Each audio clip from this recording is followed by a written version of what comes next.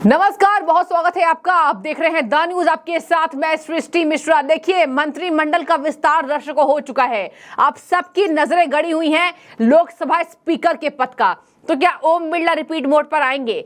लेकिन इसी बीच आपको बता दें, ओम बिरला अगर वापसी करते हैं तो एक नया रिकॉर्ड वो बनाएंगे और भाजपा में करीबी है अमित शाह के, नरेंद्र मोदी के। लेकिन इसी बीच बड़ी खबर आपको बता दें, कौन है डी पुरंदेश्वरी, आंध्रा की बीजेपी के प्रदेश अध्यक्ष, जो इस बार जिनका नाम आगे चल रहा है। और बता दें आपको, आंध्र प्रदेश से ये भाजपा सांसद भी हैं, अपनी सीट पर जीत के आई हैं, 64 साल की हैं और इनका नाम सबसे आगे चल रहा है। और इनके नाम से आखिर क्यों चंद्रबाबू नायडू को कोई तकलीफ नहीं है और कांग्रेस को तकलीफ नहीं होगी, मैं आपको इस पूरे खबर में बताऊंगी। दर्शकों, आपको बता दें कि डी पुरंदेश्वरी यानी दुगुबती पुरंदेश्वरी कम्मा समुदाय से आती हैं, जिनका वोट बैंक भर भर कर आंध्र प्रदेश में मिलता है। डी पुरंदेश्वरी, आपको बता दें, यहाँ पर टीडीपी और जनसेना को जोड़ने में, बीजेपी को जोड़ने में उनकी बड़ी भूमिका रही है। और बता दें आपको, कम्मा समुदाय का वोट जो है वो टीडीपी को मिलता है। तो इसी तरीके से अगर ये इस समुदाय से आती है तो इनका बड़ा इंपैक्ट वहां आंध्रा में होगा। इसके साथ मैं आपको बता दूं कि लोकसभा स्पीकर का पद सभी पार्टियां चाहते हैं, क्योंकि यहाँ पर सहयोगी दलों की मदद से एनडीए की सरकार बनी है। बीजेपी बहुमत से 32 सीटें पिछली फिसली हैं, लेकिन भाजपा किसी भी तरीके से ये पद किसी और पार्टी को देना नहीं चाहती है, क्योंकि इससे दिक्कत होगी। और बता दें आपको, तोड़फोड़ की राजनीति अगर होती है तो इससे भारी नुकसान झेलना पड़ेगा। तो लोकसभा स्पीकर की बात पर टिकी है। और बता दें आपको, इसी बीच कांग्रेस ने कह दिया कि अगर टीडीपी का लोकसभा अध्यक्ष होगा तो हमें कोई दिक्कत नहीं होगी। आपको एक और बात बता दें कि ये चंद्रबाबू नायडू की साली है डी पुरंदेश्वरी। और अपने ही बता दें आपको, अगर बात की जाए तो 1996 में एनडी रामाराव की बेटी पुरंदेश्वरी, एनडी रामाराव आंध्र प्रदेश के मुख्यमंत्री रह चुके हैं, उनके तख्ता पलट के वक्त पर उनकी बेटी यानी कि दुगुबती पुरंदेश्वरी ने यहां समर्थन दिया था चंद्रबाबू नायडू का। तो चंद्रबाबू नायडू का मना करने का कोई मतलब बनता ही नहीं है कि वो लोकसभा स्पीकर के पद को अगर भाजपा लेकर आती है अपने प्रदेश अध्यक्ष से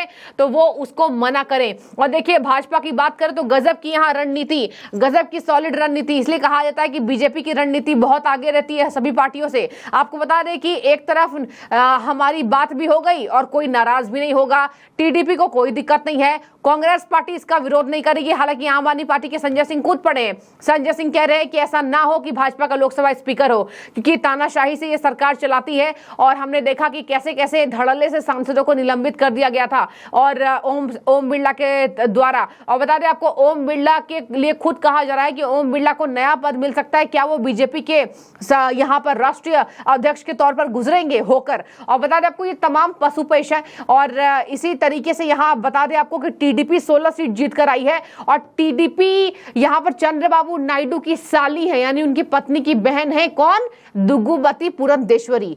पुरंदेश्वरी भाजपा से आती हैं, 2 बार कांग्रेस से जीतकर सांसद बन चुकी हैं।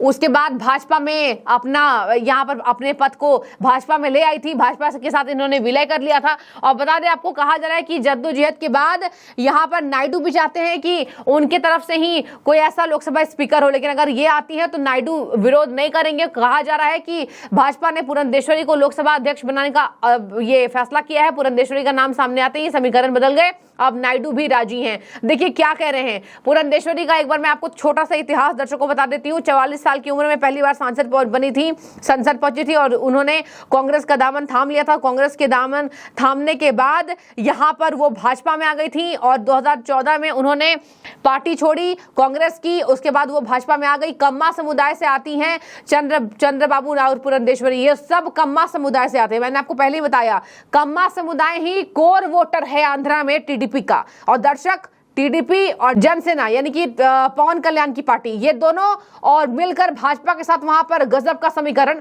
और बीजेपी इसलिए कहा जा रहा है कि नंबर 1 पार्टी है सेंध लगाने में। सेंध लगाने में मतलब कि रणनीति। अब देखिए, बीजेपी का ही अध्यक्ष अगर बनेगा, लोकसभा स्पीकर बनेगा और आपकी दाल भी गल गई और आपकी कोई दिक्कत भी नहीं हुई, तो नायडू विरोध नहीं करेंगे, दर्शकों कांग्रेस विरोध नहीं करेगी। खैर, विपक्ष का इसमें बहुत बड़ा रोल नहीं होने वाला है, लेकिन चलिए, हल्ला तो होता ही रहता है। अब मैं आपको बता देती हूँ कि स्पीकर बनने वाली आंध्र की दूसरी सांसद हो सकती है पुरंदेश्वरी। अगर पुरंदेश्वरी को लोकसभा अध्यक्ष चुना जाता है तो वो इस पद को संभालने वाली आंध्रा की दूसरी सांसद होंगी।